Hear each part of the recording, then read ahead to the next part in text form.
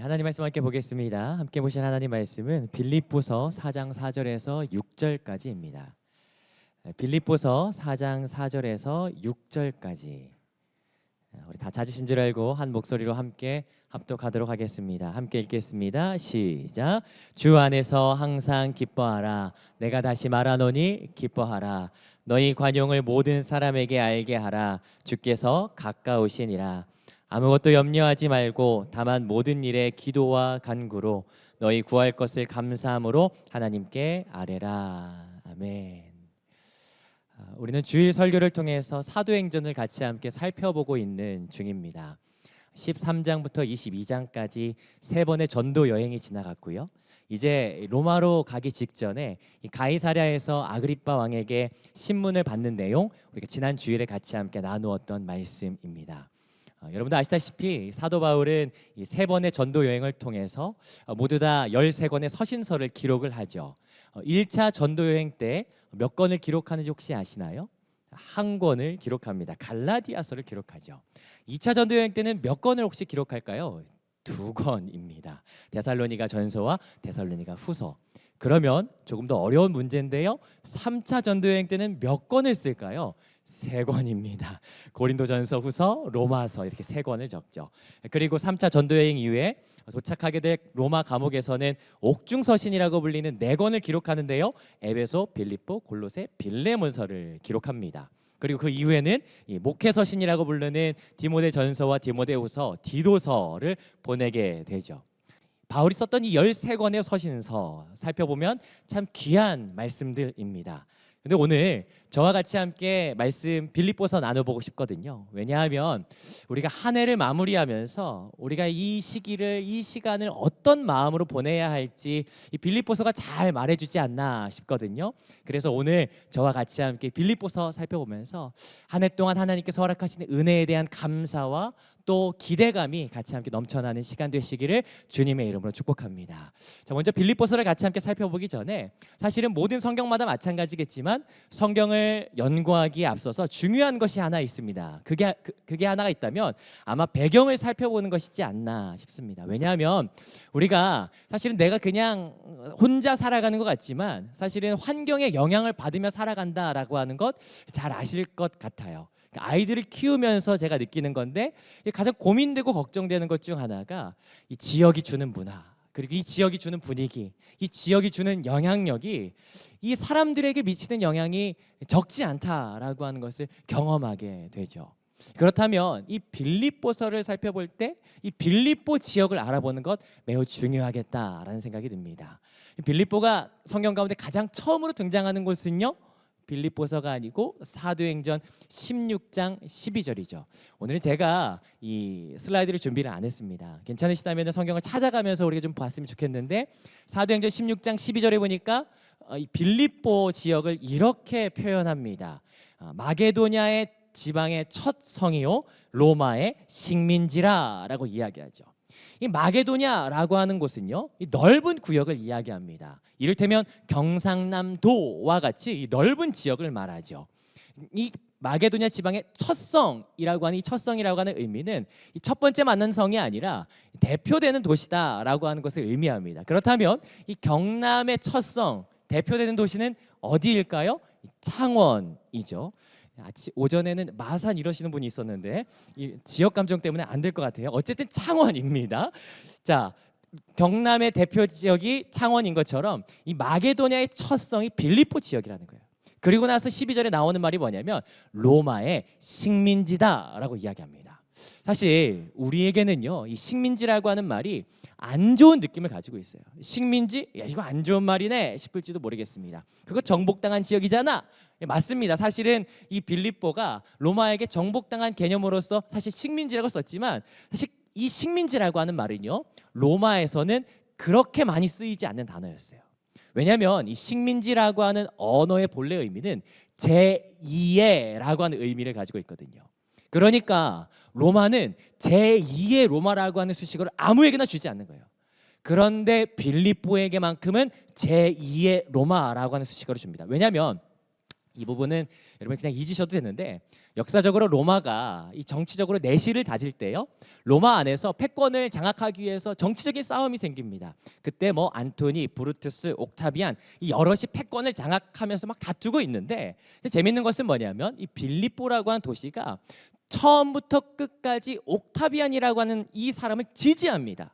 옥타비안이 힘이 약해질 때에도 빌립보는 옥타비안 하면서 지지를 하죠. 끝까지 지지해요. 근데 나중에는 결국에 옥타비아누스가 황제가 돼요. 그러고 나서 이 옥타비아누스가 자기를 응원해줬던 그 빌립보를 그냥 두지 않습니다. 자기가 황제가 됨과 동시에 이 빌립보 도시를 로마와 동등한 도시인 로마의 콜로니, 로마의 식민지 제2의 로마라고 부릅니다. 사실 이 로마와 빌립보 지역은 1000km나 떨어져 있는 지역이거든요. 그럼에도 불구하고 야, 여기는 로마시 빌립보 구야 라고 표현을 하는 거예요. 마치 여러분 아시겠지만 평택에 가면 미군 부대가 있지 않습니까? 이 미군 부대 편지를 써서 보낼 때 이렇게 쓴다라고 하더라고요. USA 캘리포니아주 평택시티 이렇게 부른다고 하더라고요. 그러니까 여긴 미국이나 다름없는 거예요. 그러니까 이 빌립보 지역도 멀리 떨어져 있지만 로마의 일부의 도시로 인정을 하는 거죠. 여러분, 이 도시가 되었을 때 혜택은 어마어마합니다. 이 곳에 살아가는 사람들도 로마 시민의 일원이 되는 거예요. 로마 시민이 되었을 때 혜택이 어마어마하죠. 창원 시민이 됐을 때도 사실 혜택이 어마어마하지만 로마 시민이 됐을 때도 혜택이 어마어마합니다. 재산을 소유할 수 있고요, 면세를 받을 수 있고요, 감형이 되고요, 특혜가 어마어마합니다. 이걸 이 빌립보에 살아가는 사람들이 한 몸에 받은 겁니다. 그렇다면 여러분, 이 빌립보 사람들이 어떻게 살아갔을까요? 자부심과 긍지가 대단했지 않았을까 싶습니다. 지리적으로도요, 여기는 판게온 광산이라는 곳이 있어요. 수많은 금이 쏟아지는 곳입니다. 더불어 평원이 있기 때문에 농산물이 수확이 어마어마해요. 그 앞에 바다에는요, 해산물이 어마어마하게 걷어들일 수 있는 풍부한 자원이 무한합니다. 그렇기 때문에 이 빌립보를 한마디로 말하라 라고 한다면 명성과 풍요와 번영의 도시가 아니었을까. 참 살기 좋은 도시. 이 도시에 한 교회가 세워집니다. 그 교회는 여러분 우리가 모두 잘 알다시피 사도 바울이 1차 전도여행 끝나고 나서 다시 2차 전도여행을 떠날 때, 사실 바울이 2차 전도여행을 떠났을 때 계획했던 것은 1차 전도여행 때 살펴보았던 전도지들 살펴본 다음에 그 다음에 소아시아로 가려고 했어요. 그러나 계획과는 다르게 하나님께서는 자꾸만 다른 곳으로 발걸음을 인도하셨고, 그리고 나서 사도행전 16장에 바울은 하나님의 이끄심을 따라 환상을 통하여 마게도냐 지방으로 들어가게 되죠. 그리고 그곳에서 처음 만난 도시 첫성 빌립보에 들어가게 됩니다. 이곳에 도착했을 때 놀라운 사건이 발생하죠. 사실 바울은 그럴 의도가 없었던 것 같아요. 그냥 시장을 지나갔을 뿐인데 그 시장을 지나갈 때마다 한 소녀가 바울을 쫓아다니면서 바울을 성가시게 하는 거예요. 저 사람은 하나님의 사람이다 라고 하면서 귀찮게 구는 거예요. 알고 보니까 그 소녀 귀신 들린 소녀였죠. 바울은 사실은 그럴 의도가 없었던 것 같은데 계속해서 걸리니까 바울이 이렇게 이야기합니다. 귀신아 떠나가라. 그런데 놀라운 일이 발생해요. 그 귀신이 떠나가고 소녀가 온전하게 되어지는 거죠. 이 사실을 알고 발칵 뒤집혔던 것은 다른 사람들이 아니라 이 소녀를 고용했던 주인이었어요. 자기가 이 소녀가 점치는 것을 통해서 복채를 통하여 생계를 이어갔는데 이제는 자기의 삶에 얻을 수입이 사라졌으므로 이 바울을 고소하게 되죠. 그래서 바울이 들어갔던 곳 깊은 감옥 빌립보 감옥이었습니다. 이 빌립보 감옥에서 바울이 뭘 합니까? 억울함에도 바울은 신라와 함께 이곳에서 기도하고 찬송하죠. 그러나 그 기도하고 찬송할 때 놀라운 기적, 지진이 나며 옥문이 열리며 바울과 신라가 갇혔던 그 착고가 일순간에 풀어지게 되는 건 경험하게 되었어요. 여러분, 이곳이 빌립보였습니다. 그때 자결하려던 간수가 바울로 인하여 복음을 듣고 나서 복음의 씨앗이 심겨졌고, 이미 믿음에 있었던 자주장사 루디아의 가정과 함께 간수와 아마 이 소녀, 귀신 들렸던 소녀도 함께 하지 않았을까. 이들과 함께 빌립보 교회가 시작되죠. 여러분 생각해 보면 빌립보 교회요, 정말 멋진 교회입니다. 사실은 세워질 수 없는 상황이었어요. 그러나 하나님께서는 바울의 걸음을 인도하셨고, 그래서 기적처럼 하나님의 인도하심을 통하여 세워졌던 교회 빌립보 교회. 생사를 오가는 기적이 녹아져 있는 교회 빌립보 교회. 루디아가 자발적인 믿음과 자발적인 하나님을 찾는 갈급함을 통하여 세워진 교회 빌립보 교회였죠. 그러니까 이 빌립보 교회는 시작부터 남다른 출발을 가지고 있었던 것이에요. 얼마나 좋은 교회였을까. 이들의 삶 가운데, 이들의 역사 가운데 하나님의 일하심과 하나님의 그 능력이 고스란히 녹아져 있는 교회였죠. 그러나 이렇게 좋아 보이는 교회에도요, 고민이 있었습니다. 걱정거리가 있었어요. 어려움이 있었습니다. 여러분 다 아시겠지만 빌립보서의 주제가 뭔지 아십니까? 빌립보서에 가장 많이 나오는 말이 혹시 뭔지 아세요? 빌립보서에 가장 많이 나오는 말, 제가 앞에 제목을 지었는데 이 제목을 약간 참고해서 빌립보서에 가장 많이 나오는 말이라면 뭘까요? 기뻐하라예요. 그럼 조금만 더 생각을 해보시죠. 왜 바울은 기뻐하라고 할까요? 아, 빌립보 성도들이 하나도 안 기쁘구나. 얼마나 안 기쁘면, 여러분 성경에 기록된 그 수많은 책 중에 기뻐하라라고 하는 명령이 빌립보서에 가장 많이 들어갑니다. 아마 성경에 나오는 모든 교회 중에 가장 안 기쁜 교회가 있다면 빌립보 교회였을 것 같아요. 어쩌면 지리적으로 교회가 위치한 이 상황이, 배경적으로 이 교회가 있는 상황이 가장 기쁠 것 같은데, 그런데 교회 안에는요, 기쁨이 전혀 없어요. 예배를 해도 피곤하고, 사역을 해도 그냥 힘만 들고, 교제를 해도 기운만 빠지는 그런 상황이 바로 빌립보 교회였죠. 그렇다면 대체 무슨 걱정, 무슨 염려, 무슨 어려움들이 이들의 기쁨을 가로막고 있었을까? 빌립보서 안에서 이들이 기뻐하지 않는 이유를 찾을 수 있는 내증은 세 가지 정도로 볼 수가 있거든요. 이들을 괴롭게 하는 공격이 있었습니다. 빌립보서 1장 28절에 보니까 뭐라고 기록하냐면 대적하는 자들이라고 등장하거든요. 근데 이 대적하는 자들은 이 공동체를 두렵게 했답니다. 아마 지금으로 오면 이단이 아닐까 싶어요. 신천지쯤 되는 이단들이 이 교회 공동체 안으로 들어왔던 거예요. 사람들을 그럴싸한 말로 현혹시키고 잘못된 교리로 포섭하는 이단들. 저는 한 10년 전쯤에 제가 있었던 공동체에 이단으로 의심되는 사람이 청년 하나가 들어온 적이 있었습니다. 근데 중요한 것은 이 청년이 이단이라는 건요, 그다지 별로 문제가 되지 않았어요. 문제는 뭐냐면 이 청년 때문에 생겨나는 파장이었어요. 이 사람이 무슨 말을 하는지, 이 사람이 누구를 만나고 다니는지 아주 예민하게 살피고, 이단이라고 하는 그 사실보다 그 사람과 만났던 그 관계들 때문에 사람들이 훨씬 더 고되고 힘들어하더라고요. 믿음의 공동체에는 안식과 평강이 있어야 되는 거 아니겠습니까? 그러나 이 이단이 판별되었고 결국에는 나갔거든요. 그런데도 그 이후에도 의심과 경계로 인해서 공동체 안에 이 아름다운 교제가 완전히 비틀어져 버리는 그 여파가 너무나도 큰 것 보게 되더라고요. 아마 빌립보 교회도 그러지 않았을까. 그런데 이러한 문제뿐만 아니라요, 또 문제가 생기는데 그들을 어렵게 만드는 두 번째 문제는 뭐냐면 다름 아닌 교역자 때문이었습니다. 바울 때문이었어요. 여러분 아시겠지만 이 빌립보 교회의 개척자는 이 바울이었습니다. 그리고요, 빌립보서를 쭉 읽어보다 보면 끝까지 바울의 사역을 지지하고 후원했던 사람들 빌립보 사람들이었어요. 아마 사람들은 늘 모여서 기도할 때마다 첫 번째 기도 제목이 바울을 위해서 기도하지 않았을까 싶습니다. 혹여라도 전도 여행 가운데 이 빌립보 교회에 방문한다라고 하는 계획과 소식을 들을 때면 너나 할 거 없이 그 바울을 만나기 위해서 다들 모여들지 않았을까. 그러나 여러분 아시다시피요, 바울이 지금 이 편지를 어디에 쓰는지 아십니까? 1장 12절 통해서 알 수 있는데 빌립보서를 옥중서신이라고 쓰는 이유도 여기에 있죠. 바울 지금 어디에 있습니까?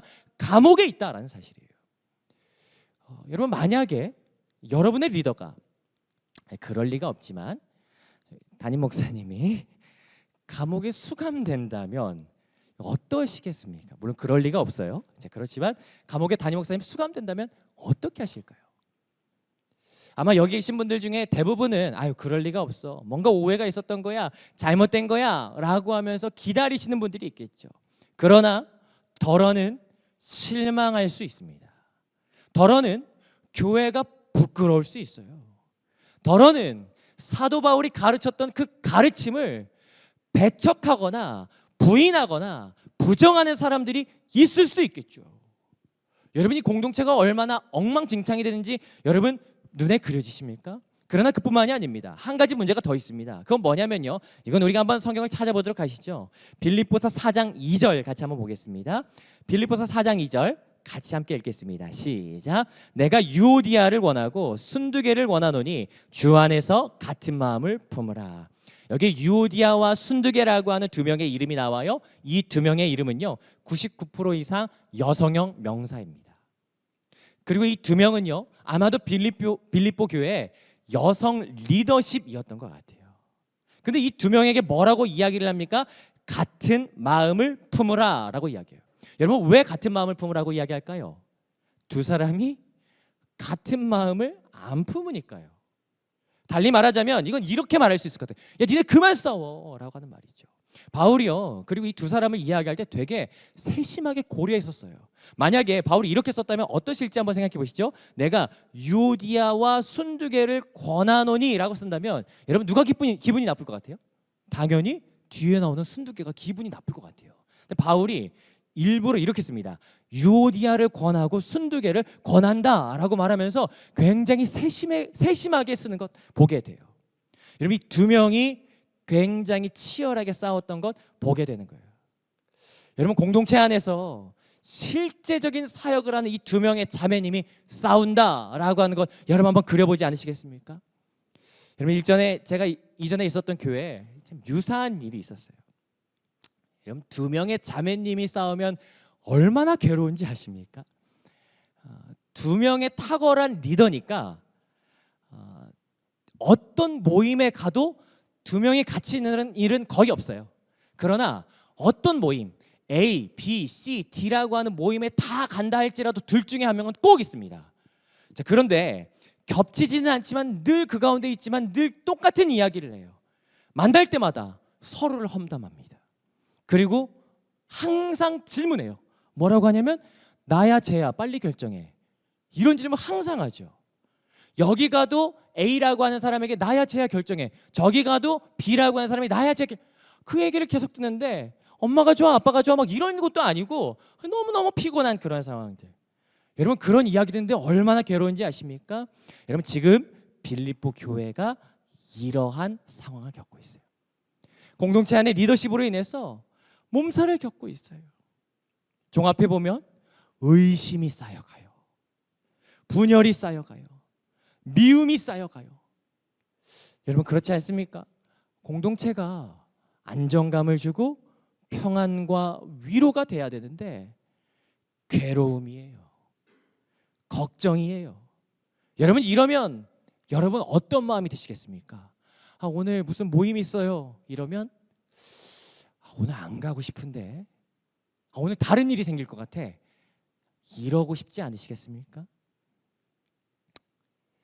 이게 빌립보 교회의 모습이었죠. 여러분 올 2024년 여러분의 한 해는 어떠셨습니까? 좀 더 구체적으로 열거하면서 질문을 드린다면 그리스도의 몸된 교회이신 성도 여러분의 2024년은 어떠하셨습니까? 저도 여러분에게 이 질문을 해드리면서 어제 저녁에 이 말씀 이렇게 정리하면서 저의 2024년 한번 돌아봤어요. 참 많은 일들이 있었더라고요. 좋았던 순간들, 하나님의 은혜 때문에 감당 못할 순간들이 있었죠. 그러나 참 지치고 힘든 순간들도 많지 않았는가. 얼마 전에 저희 청년 중에 한 형제를 만났는데 같이 티타임 하면서 이 형제 지금 굉장히 힘든 시간을 보내고 있거든요. 저한테 그런 이야기 하더라고요. 목사님, 저한테는 이런 시간이 올 줄 몰랐어요. 목사님 기도해 주세요 라고 이야기하는데 얼마나 가슴이 아프던지. 또 다른 지체는 같이 만남 중에 그런 이야기 하더라고요. 목사님, 제 친구가 너무 아픕니다. 제가 위로를 해주고 싶은데 어떤 말을 해야 될지 모르겠습니다. 제가 그리스도인으로서 정말 위로가 되는 말, 어떤 말을 해야 될까요? 어떤 기도를 해야 될까요? 어쩌면 2024년 한 해 가운데 우리의 인생 가운데 참 모진 바람이 많이 불었던 한 해이지 않나라고 하는 생각이 듭니다.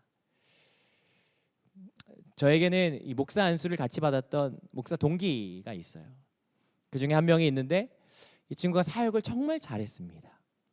참 탁월해서 여기저기에서 환영받던 그런 친구인데, 근데 이 친구가 한 번씩 이렇게 연락 와서 나 너무 힘들다 이야기하더라고요. 이 관계가 너무 힘들다라고 이야기해요. 근데 정확하게는 모르지만 이 몇 명과의 그 얽힌 관계 때문에 계속 힘들어하다가 얼마 전에 이 교회를 사임했습니다. 그런데 이 친구가 사임하고 교회를 떠났어요. 그리고 더욱이 목회를 그만뒀어요. 그래, 그럴 수도 있겠다. 근데 더 나가서 교회를 아예 나가지 않아요. 여러분이 생각하시기에 목사면 가장 믿음이 좋겠다라고 생각하실 수 있겠습니다. 목사인데도 상처받고 실망하고 낙심해서 교회를 떠날 수밖에 없는 이 모습, 어쩌면 이게 우리들의 모습이지 않나. 빌립보 교회나 우리들이나 모두가 동일하게 경험하는 일들이 아닌가.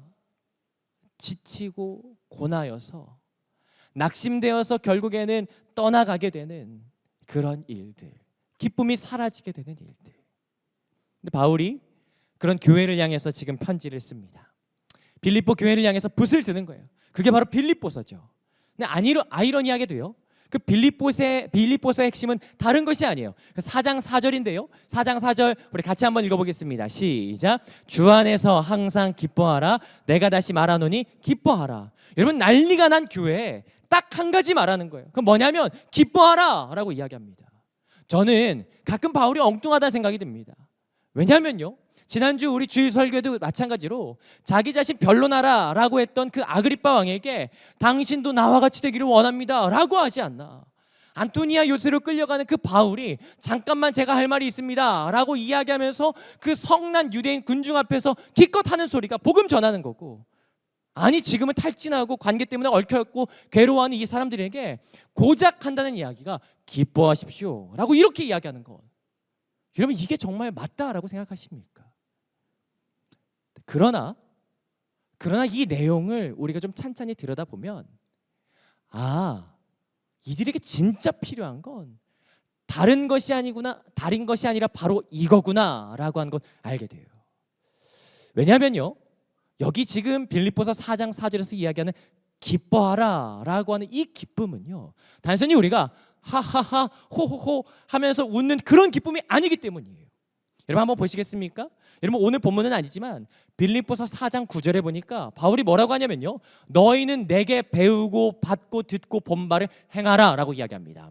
여러분 빌립보서 4장 9절은요 4장 4절과 같이 함께 한 단락으로 묶을 수 있는 거예요. 그렇다면 무엇을 보고 듣고 본 바를 행하라 라고 이야기하냐, 4장 4절에서처럼 내가 기뻐하는 것처럼 너희도 똑같이 기뻐해라 라고 이야기하는 것과 볼 수가 있다는 거예요.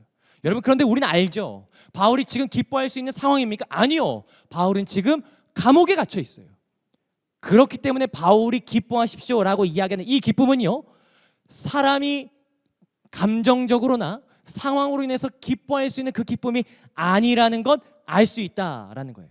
말씀을 통해서 더 살펴볼 때 4장 4절에 뭐라고 말하냐면 너희가 항상 기뻐하라 라고 이야기해요. 여기 항상이라는 말을 주목해 보지 않으시겠습니까? 항상이라고 하는 말은 헬라어로 판톤이라고 이야기하거든요. 이 판톤이라고 하는 말은 상황과 환경에 의존하지 않는 이라고 하는 의미를 가지고 있어요. 그러므로 여기에서 바울이 기뻐하라 라고 말하는 것은 어떤 사건 때문에 좌지우지되는 그런 기쁨이 아닙니다. 어떤 문제 때문에 좌지우지되는 그런 기쁨이 아니라는 거예요. 그럼 그렇게 질문할 수 있습니다. 세상에 그런 게 어디 있어? 상황으로 인해서 좌지우지되지 않는 기쁨이 세상에 어디 있어? 라고 할 수 있겠죠. 아니요, 있습니다. 바울이 이야기하는 기쁨이 뭔지가 사실은 마태복음 14장에 드러나 있어요. 여러분, 마태복음 14장 펴지 않으셔도 좋은데요, 수많은 무리들이 예수님을 따릅니다. 그런데 날이 저물어 저녁이 돼요. 그때 예수님께서 제자들에게 이렇게 말씀하십니다. 너희가 이들에게 먹을 것을 주라 라고 이야기합니다. 그런데 성경은 분명히 말합니다. 이곳은 빈들이요 때도 이미 저물었다 라고 이야기합니다. 여러분, 우리가 생각할 때 아무리 빈들이라도 사실은 요즘에 배달시키면 다 오지 않습니까? 여기 빈들이라도 배달시키면 오지 않을까요? 저희 아이들 같은 경우에 집에 먹을 게 없고 배고프면요, 편의점 가자고 해요. 편의점 가면 먹을 게 하도 많으니까. 여러분, 여기 빈들인데 먹을 게 없다고 치지만 사실 편의점 하나 정도는 있지 않을까요? 아니요, 없습니다.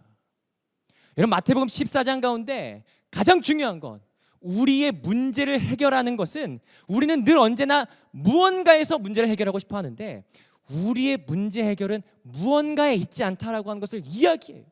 14장이 이야기하고자 하는 그 핵심은, 우리가 문제를 해결할 수 있는 것은 어떠한 상황이 있는 것이 아니라 우리가 누구와 함께 있느냐라고 하는 것이죠.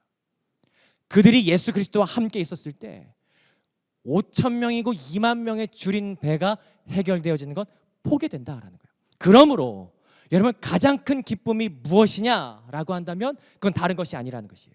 4절도, 빌립보서 4장 4절도 분명히 이야기하죠. 뭐라고 합니까? 주 안에서 기뻐하라 라고 하는 거예요. 진정한 기쁨은 주 안에서 기뻐하는 것이다 라고 하는 것을 말하고 있는 거예요.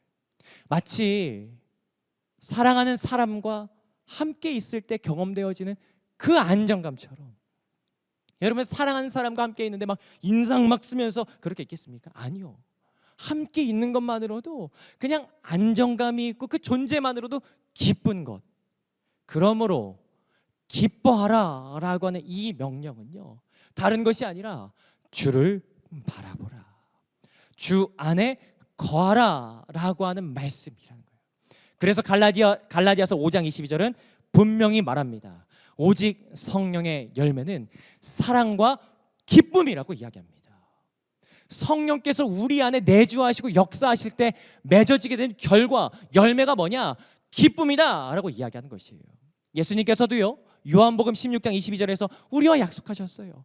내가 너희에게 세상이 빼앗을 수 없는 그 기쁨을 너희에게 줄 것이다 라고 약속하셨어요. 여러분, 이것이 기쁨이죠. 바울이 말하는 기쁨은 바로 이것이었어요. 너희에게 이 기쁨이 필요하다. 왜냐하면 이 기쁨이 있었을 때 너희 안에 놀라운 일이 나타나게 될 건데, 여러분, 그 놀라운 결과가 뭔지 아십니까? 그게 오늘 5절과 6절이에요. 여러분, 빌립보서 4장 5절 같이 한번 읽어보지 않으시겠습니까? 4장 5절 같이 읽습니다. 시작. 너희 관용을 모든 사람에게 알게 하라. 주께서 가까우시니라. 이렇게 오래전에 이 관용이라는 내용을 가지고 같이 함께 말씀을 나눴던 것으로 기억하는데요, 여기 관용해라 라고 하는 것은요, 내가 관대해, 이 어떤 관대함에 대해서 이야기하는 것이 아닙니다. 이 관용이라고 하는 헬라어는 에피에이케스라고 하는 말입니다.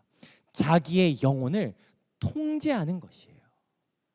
내가 어려운 일이 있어도 내 영혼을 통제해서 상처를 안 받는 거예요.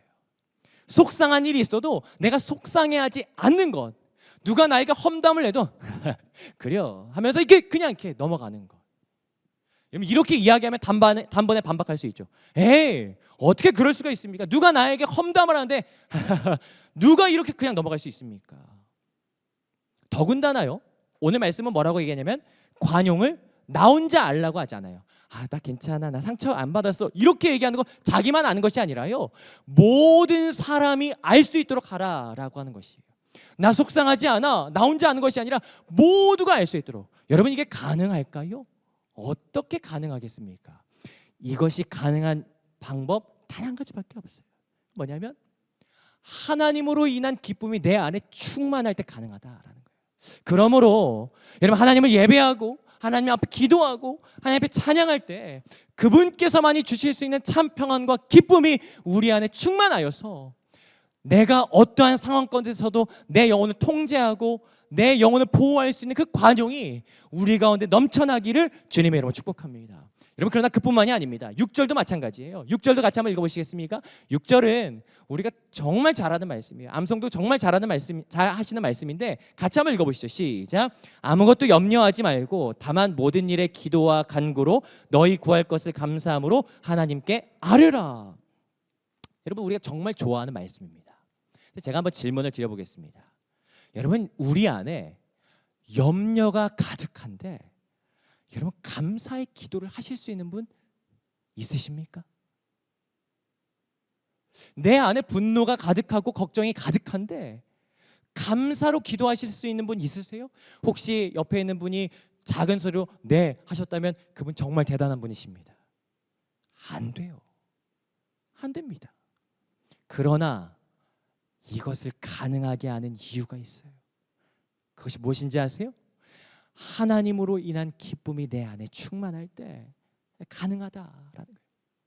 이것을 조금 더 문법적으로 살핀다면요, 6절에 보면 기도와 간구로 나아가라라고 이야기해요. 똑같은 문장, 똑같은 단어를 두 번이나 반복해서 우리가 간혹 헷갈립니다. 기도가 뭐고 간구가 뭐고 따로따로 보시는데요, 기도라고 하는 단어는요, 프로시케라고 하는 헬라어를 가지고 있어요. 이건 다른 곳에서 쓰일 때 어떤 단어로 쓰이냐면요, 하나님 바라보다, 하나님 찬양하다, 하나님 기뻐하다라고 하는 단어로 쓰여집니다. 그러니까 이것은 아무것도 염려하지 말고 다만 모든 일에 하나님을 바라봄으로써 얻어지는 기쁨으로 말미암아 간구로 나아갈 때 너희 구할 것을 감사함으로 아뢰 수 있다라는 것.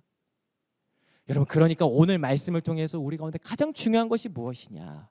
그건 하나님을 기뻐하는 것.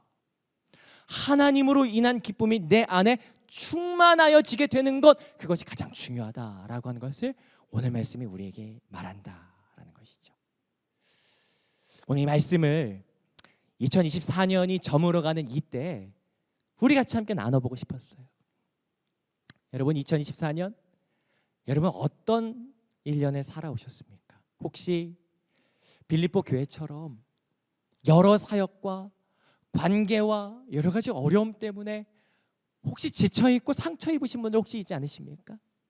오늘 바울이 우리에게 권면하는 것이 아닌가. 여러분 기뻐하십시오. 삶의 어려운 때를 지나갈 때 여러분, 우리가 기억해야 할 것, 여러분 기뻐하십시오. 요즘 참 퍽퍽한 때를 지나는 것 같아요. 1년을 이렇게 마무리하면서 몸과 마음이 참 지치는 때이지 않나. 열심히 한 것 같은데 결과는 잘 보이지 않고, 수고하고 애쓴 것 같은데 비난이 있고. 오늘 이 말씀 다시 살피면서 저도 그런 결단이 듭니다. 아, 그래 기뻐하자. 지난 두어 달간 이 몸과 마음도 굉장히 고생스러운 시간을 개인적으로는 보냈습니다. 제가 좀 슬림해진 것 같지 않습니까? 체중이 몇 킬로가 빠졌어요. 체력도 이렇게 떨어지고, 감정도 막 이렇게 들쑥날쑥하고, 그런데도 해야 될 일들은 많이 있고, 지친 상태에서 하루는 이렇게 운전하면서 찬양이 이렇게 듣는데 그런 찬양이 이렇게 탁 나오더라고요. 고난 내 영혼 편히 쉴 곳과 풍랑이 일어도 안전한 포구. 이 찬양 이렇게 듣다가 고백하는데, 그러다가 큰 소리로 고백하며 막 눈물이 이렇게 주르륵 흐르더라고요. 그래, 내 영혼이 곤고하고 어려운 시간을 지난다 할지라도 그래, 내가 다시 한번 결단하자. 기뻐하자.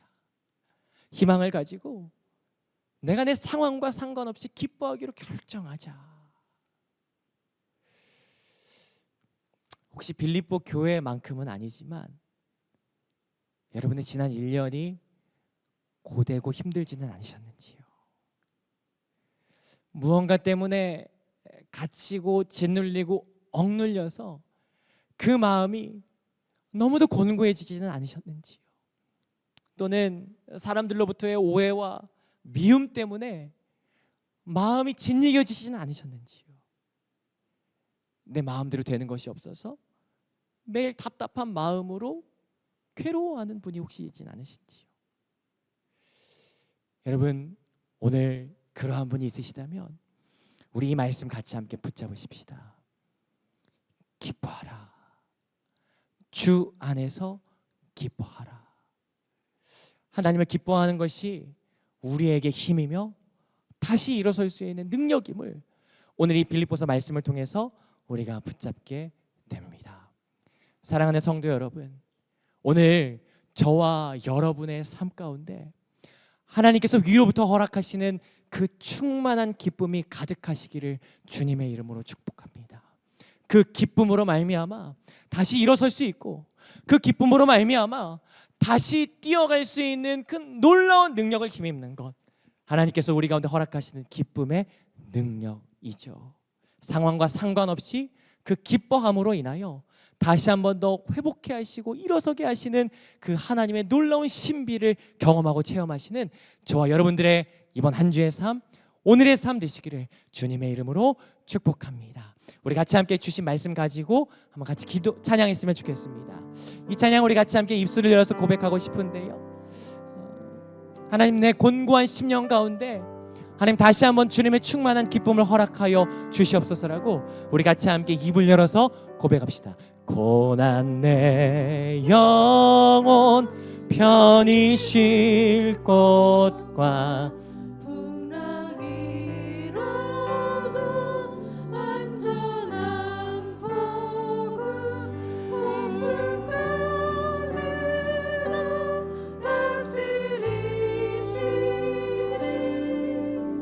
주의 영원한 팔, 우리 다시 한번 더 고백합니다. 고난 내 영혼, 고난 내 영혼 편히 쉴 곳과 풍랑이 일어도 안전한 폭풍까지도 다스리시는 주의 영원한 팔이지에, 주의 영원하신 팔, 주의 영원하신 팔 함께하사 항상 나를 붙드시니 어느 곳에 가든지 요동하지 않음은 주의 팔을 의지하. 2절로 고백합니다. 세상 친구들 나를 버려도 예수는 함께 동행함으로 주의 은혜가 충만하리니 주의 영원한 팔이지에, 주의 영원하신 팔 항상 나를 붙드시니 곳에 가든지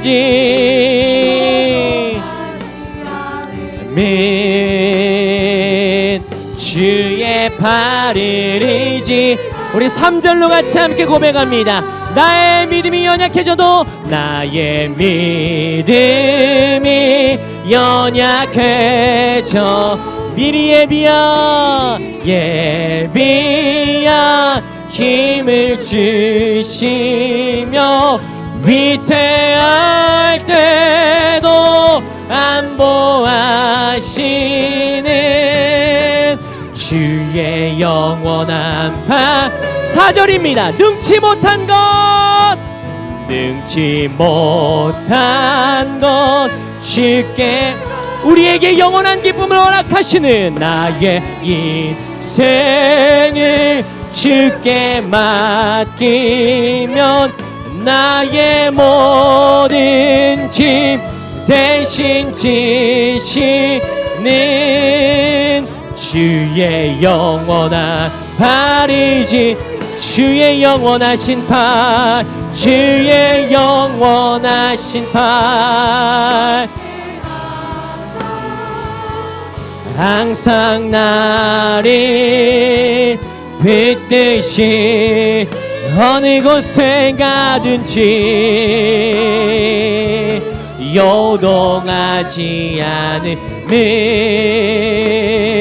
주의 팔이. 우리 다시 한번 더 고백합니다. 주의 영원하신 팔, 주의 영원하신 팔, 함께 하사 항상 나 붙드시니 어느 곳에 가든지 요동하지 않으면 주의 팔. 우리 이제 같이 한번 기도하겠습니다. 기도할 때 하나님 우리 안에 충만한 기쁨을 허락하여 주시옵소서. 그래서 다시 한번 더 일어서게 하시고 하나님 우리가 주 앞에 나아갈 수 있도록 하나님 주 안에 충만한 기쁨을 우리 가운데 넘치도록 부어주시옵소서 하고 같이 함께 이 시간에 기도하며 나아갈 때 주여 한번 부르시면서 합심해서 기도하며 나아갑니다.